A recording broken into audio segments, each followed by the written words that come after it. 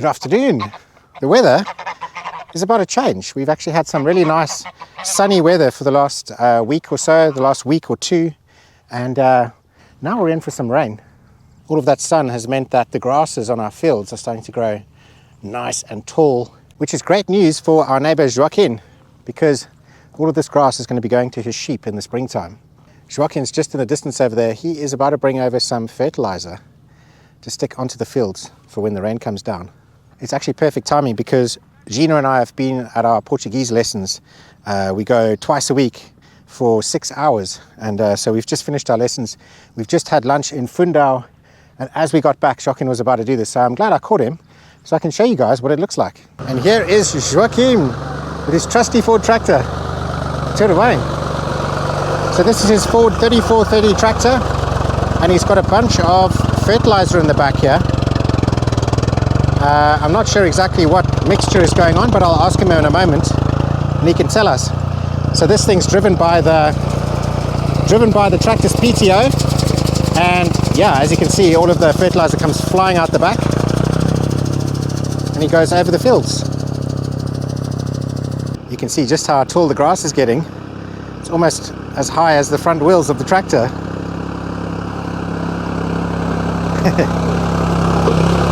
So the stuff that he's putting on, this fertilizer, is called NPK, which stands for nitrogen, potassium and phosphorus. And it's these little balls. I'll see if I can find one. They've been spraying all over. They're almost invisible in the grass. Basically, NPK are these little balls of fertilizer that are water soluble, and you sow them on the fields. And obviously if you sow them now just before the rains come, then the rains can kind of dissolve them a little bit, get it into the soil and help balance out the soil levels. So you can take samples of the soil and you can test it for nitrogen, potassium and phosphate, and you can see what the levels are like. And then you can buy NPK that has different percentages so that you can balance out the soil, and obviously that helps you grow really nice healthy grasses and things like that for the hay bales. This is a very fast process, so the tractor's going a lot faster than I can walk. I'm going to try and see if I can get down to that side over there and see if I can film him a bit more. And I've also just had a delivery, so I just have to carry this back up with my one hand. Yeah, so the Portuguese language classes are going all right. We've done 2 exams. We're still on A1 level, so we've got to do A1 and A2. I think we'll be finished, I don't know, in like July or something, at the end of July, so we've got a long way to go. And I've always had quite a good vocabulary in Portuguese, so I know the words. It's learning all of the verbs. The verbs are difficult because they change based on masculine, feminine, he, she, her, it, I, you, plural. So I'm finding that kind of complicated, so instead of just learning one verb, like to put something, to put, there's like a whole bunch of things that you have to learn for that one word to put, and they're all completely different. So, that type of stuff is complicated, but we're getting there. And yeah, just in time for our 5 years of being in the country, so we can apply for our citizenship, which will be awesome. Eddie, come and say hello to the camera. Good boy. Yes. All right, let me put this parcel down, get past these geese, and see if I can find Joaquin. Geese. Yeah, as luck would have it, just as I went out to that side, he's already on this side over here, so let's see if I can catch up with him over here.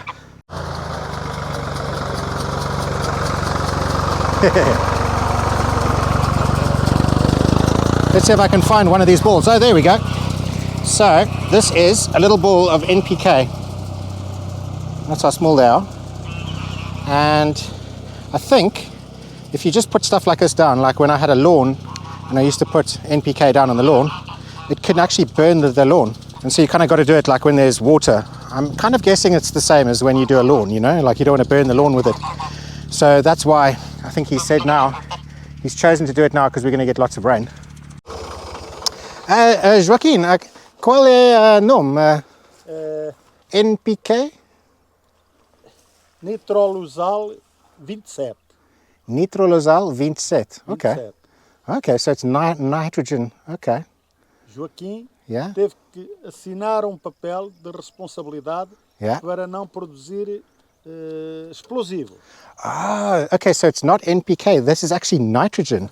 So Joaquin has to sign a certificate of responsibility because this stuff you can actually use to make explosives. Wow, okay. Yeah. Yes. Danny, Obrigado, Joaquin. tudo bom. Tudo. Joaquin was just saying that when he came down here,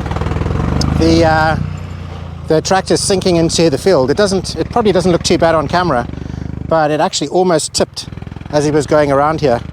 So he's done a little bit here and he's not going to go into the rest of this field because we have a lot of water in here right now and it's actually going to be quite dangerous on the tractor. So it looks like he's done here for now. He's going to head on back onto his farm. I think he's going to reload and probably do a couple more fields, but not come down this far. This is like the lowest point of the farms here, and well, as you can see, you get really wet. But in all honesty, I don't really think it needs it. Look how vibrant and green all of this is. It's incredibly lush, and yeah, it looks like it doesn't really need fertilizer. So yeah, good thing I asked him what that stuff was. I was just assuming it was NPK. Normally people use NPK because it's a good way of sort of balancing out your soil when you know, like if you have a deficiency of nitrogen, potassium or phosphate, and you can actually test that in a little soil test kit, and then you can basically just remedy what's missing. But I didn't see him do a soil test, so I'm assuming he's just gone for nitrogen. It's a really good fertilizer, and yeah, well, we'll see. After the rains in a couple of days, things are probably going to shoot up even more. Hello, Gina. Hello. We are just going on our little dog walk. The dogs have been locked up and abandoned all bloody day. No, well, not all day. No, just while we had our Portuguese lessons. So we're just going to take them, let their little leggies stretch out. Yeah, I need to let my brain stretch out. Yeah. Yeah, so the other day we had like a little bit of an incident on the farm. And obviously we like to share all of the things that happen, all the good things and the bad things. And unfortunately, when you share some of the bad things, you know, you're inevitably just going to get lots and lots of criticism from people who've never ever met you before, and they want to tell you how you should live your life, etc., etc. But anyway, we're going to share regardless. So we have this lovely Serra da Estrela, big mountain dog puppy, and they're a guardian breed, so they guard us. You know, he doesn't have a flock of sheep to guard, so his flock is us. Well, us and the chickens. Well, us and the chickens, yeah. And mainly he guards Gina. And so, you know, because I'm like the alpha dog, and so I think he sees Gina as something that he can look after. And then we have our geese, and our geese are obviously also very much looking after the farm. And they think that they can take on things that they can't actually take on. Yeah, I was going to say they got little man syndrome, but I'm not allowed to say that. Yeah, probably not. But yeah, basically, our geese and our dog have had quite a nice sort of friendship in the beginning. They used to play with each other. Yeah, come on dog walks. They would come on dog walks with us, and when they would be on the other side of the fence, and the dog was on the other side of the fence, they would kind of play with each other, and they would stick their heads through and kind of nip at the dog, and then the dog would sort of playfully nip back. And well, unfortunately, it all got a little bit out of hand the other day, and it happened very, very fast. It didn't look like anything out of the ordinary until it was a little bit too late. So, yeah, basically the geese have gone into breeding, so they've started breeding. This is the first time that we've ever had geese, and geese are animals that get very aggressive around breeding time because they obviously have to ramp up their aggression level so they can look after babies and things like that. Yeah. So their hormones obviously are going up, they get aggressive. And yeah, unfortunately, they went a little bit too hard for the dog, which in turn went a little bit too hard on the goose. It all happened very, very, very quick. Hey, Eddie!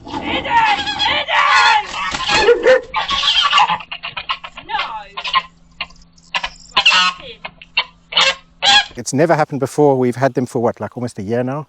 Yeah. And every single day, multiple times a day, they're in contact with each other. So. Oh, and I was right there, like on the spot. Yeah. It wasn't like they were left on their own. No. Well, exactly.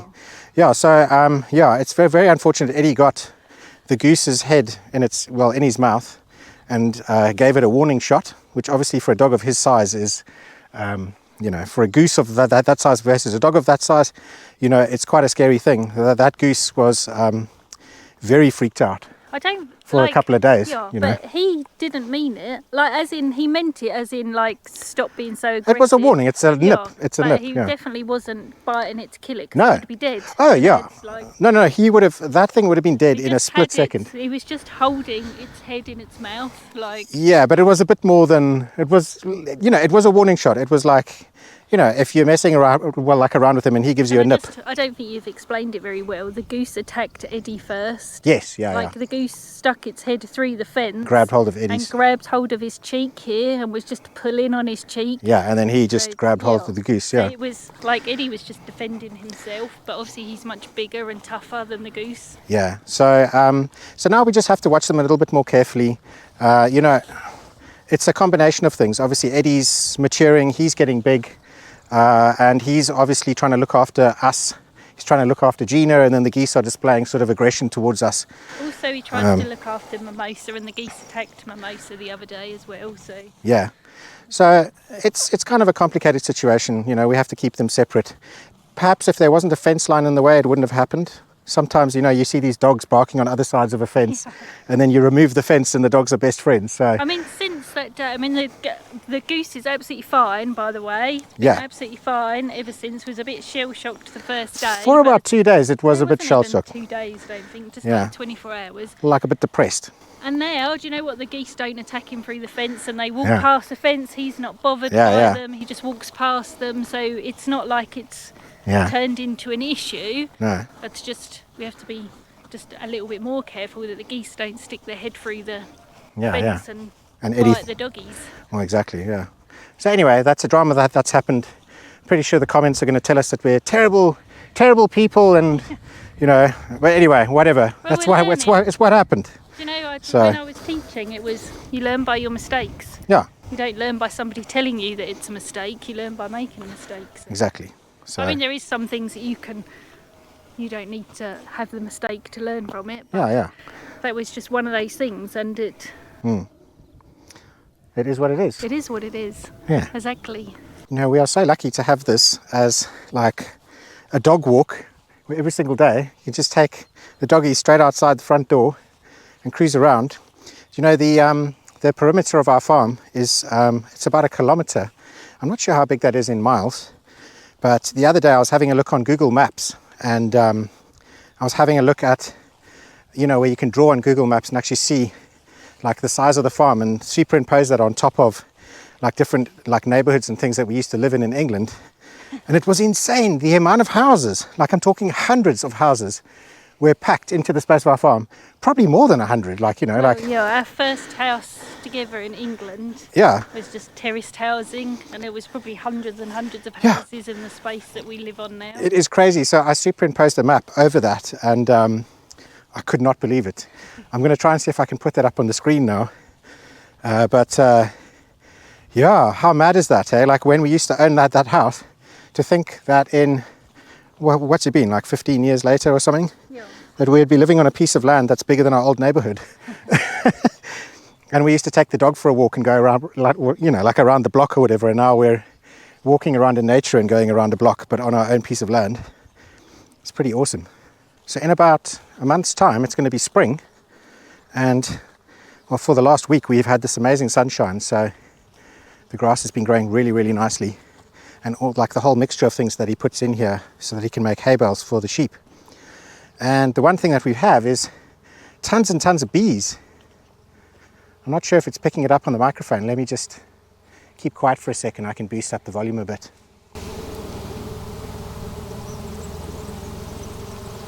So the other day in all of the sunshine, I came out here with my big camera, took some amazing footage of the bees, did some slow motions and all sorts of stuff, and tried to really record with a big microphone that sound of the bees. It's actually when the sun is shining, the sound is so loud. It's like this roaring sound of bees.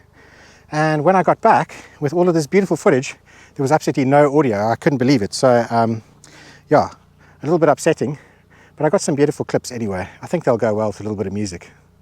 And last week I did a bit of burning. We've got, I think this is going to be our second last burn of the year.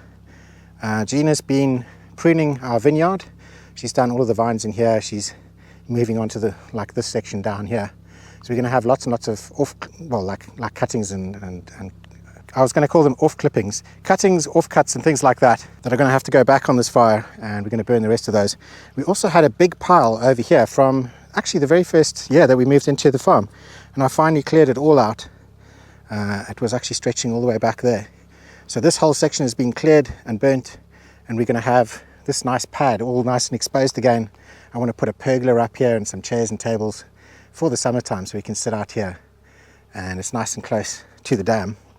Which actually, having said that, I've cleared around the dam, so I've left all of the pussy willow in, and I've cleared all of the sort of like weeds and bushes and things, all of the dead material. We had lots of dry, dead plant matter around here, and I've taken it all out and just left this willow. So soon the willow is going to come back and we're going to have nice greenery there. It's going to put a lot of shade on the dam and stop it from growing algae and stuff like that. I want to go in with the sup board though and just take off the real overhanging branches. Yeah. Not like to cut them back, just to take off the ones right in the middle. Yeah, because well, the water's going to drop. It goes down a lot. So from here now it's probably 8 meters down or something. Yeah. Oh, and Gina actually went for a little dip the other day. I did. I thought, well, it was after we were burning and I was very hot, so I thought I'd go for a swim.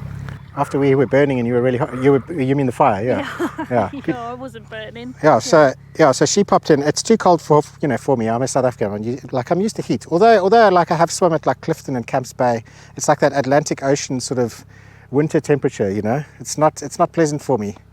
Yeah, my feet were very cold, but it was the first swim of the year. It looked refreshing. Yeah, it was. I've been doing a lot of mowing places like this. Little paths going through the fields all around the house. I've actually done the whole vineyard as well. At this time of year, it's like mowing once a week really. So lots and lots and lots. Mowing about probably, I don't even know, like a third of the farm. So like a hectare of land. But yeah, as you can see, we've got nice little rows and oh, look over there, the young rooster that we still have. I don't know if you saw last week's video. Look, the young rooster's hopping on the ladies again. And then the big rooster's chasing him off. So we still have that problem. In fact, we're actually putting this guy up for adoption. So he's going to look just like the big boy over here. He's growing up to look just like that. He's a Bramer. And Gina's put him somewhere online for adoption. So if you know anyone in Portugal, in central Portugal, who wants a nice Bramer rooster, that's a really good one. We aren't selling it. We aren't breeders, so we can't legally sell. So he's for free. But yeah, as long as he goes to a good home. Right, let's find out where Gina's gone. I think she's carried on the dog walk. I think she's probably around this side here. So yeah, it's been a busy week. I don't know, I'm not one of these videographers who likes to film when I'm working. If I'm working, I just work. I just put my head down and work. I don't want to pick up a camera and move it to the left and then press record and then pretend that I'm working and someone's filming me. I'm trying to film my real life, not like pretend, let's pose. So that's why I don't really do that type of stuff. But well, let's see if I can see any of the fishies. Some of the fishies have been coming out. But yeah, so I don't really have much footage of that. I did kind of just put a camera on the ground on a tripod and filmed some of me burning some stuff, but I don't know, I'm not really into that kind of boring footage. But believe me, we've done a lot of stuff. I don't know if you're going to make it out. It's like through there, if you see the little orange, there's a little bit down here somewhere as well. Those are some of the goldfish. I still haven't seen any of the koi. And like before you ask, we have goldfish in there. It's a big body of water. It's not flowing. It's fed from underneath with springs. So the water, there's no like sort of river running through it. And because of that, you can get a lot of mosquitoes. And so that's why I put goldfish in. They eat all of the mosquito larvae. So we have fish in there. We have fish in our big agricultural well, and it keeps the mosquito population down. It's also not connected to any rivers or anything like that, so the eggs and the fish can't get out. So it's basically like a pond. It's perfectly legal, but if you do have like a river or stream connected dam or something like that, then don't put invasive species or goldfish or anything like that in it. Oh, there she is. She's already all the way up there by the house. Okay, I am miles behind. Anyway, I'll catch up now. I'll try and see if I can get up to her. She's about to go past the geese with the dog now. But, as she was saying earlier, They're all quite well behaved. I think the geese learnt their lesson, that Eddie's a big boy and he can literally swallow them if he wanted to. And it looks fine. I don't see any action going on down there.